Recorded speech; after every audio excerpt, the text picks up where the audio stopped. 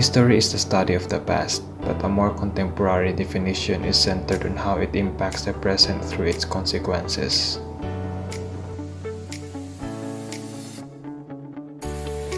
Geoffrey Baraklov defined history as the attempt to discover on the basis of fragmentary evidence the significant things about the past.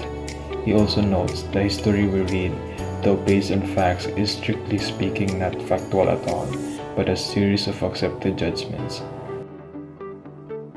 Such judgments of historians on how the past should be seen make the foundation of historical interpretation.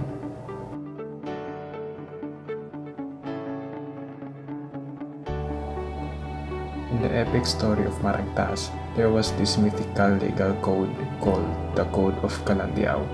It was named after its supposed author, Dato Calantiao, who allegedly wrote it in 1433. Dato Calantiao was a chief on the island of Negros.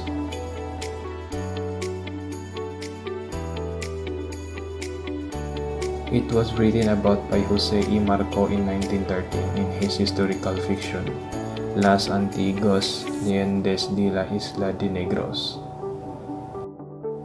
The ancient legends of the island of Negros. He ascribed its sources to a priest named Jose Maria Paivon.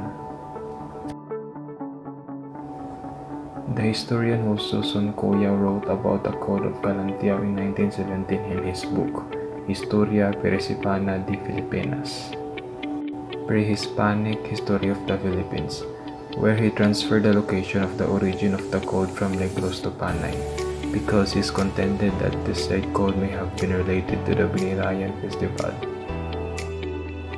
The story on this code has been recognized through the ages by known author in 1968. However, historian William Henry Scott called this a hoax in his book, Prehispanic Source Materials for the Study of the Philippines History.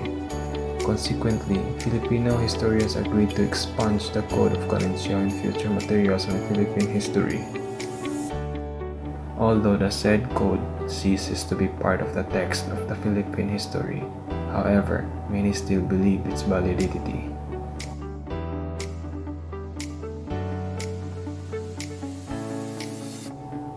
Historians utilize facts collected from primary sources of history, and then draw their own reading so that their intended audience may understand the historical event, a process that in essence makes sense of the past.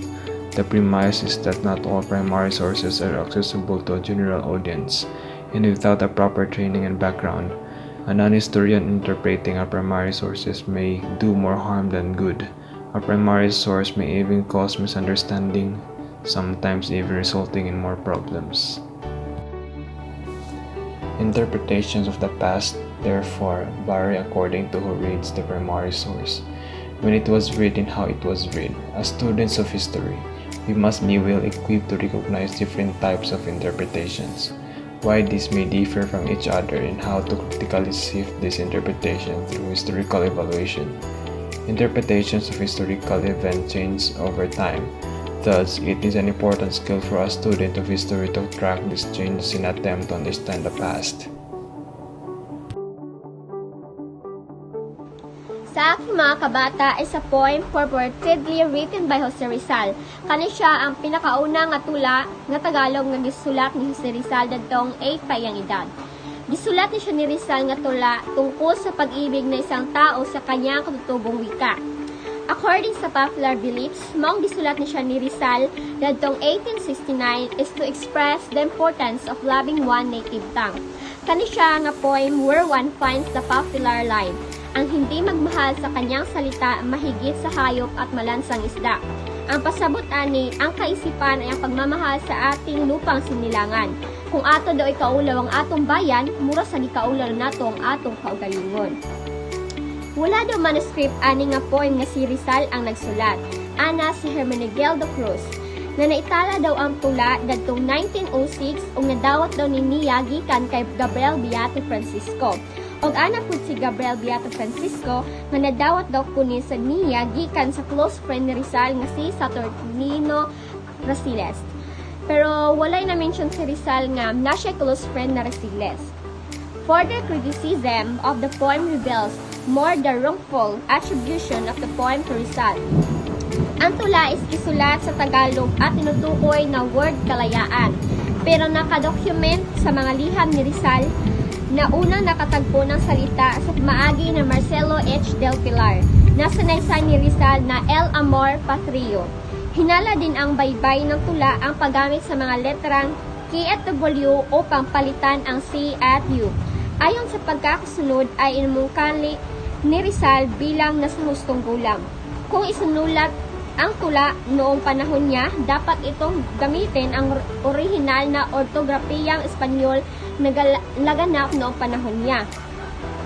Many of the things we accept as true about the past might be not the case anymore, just because they were taught to us as fact.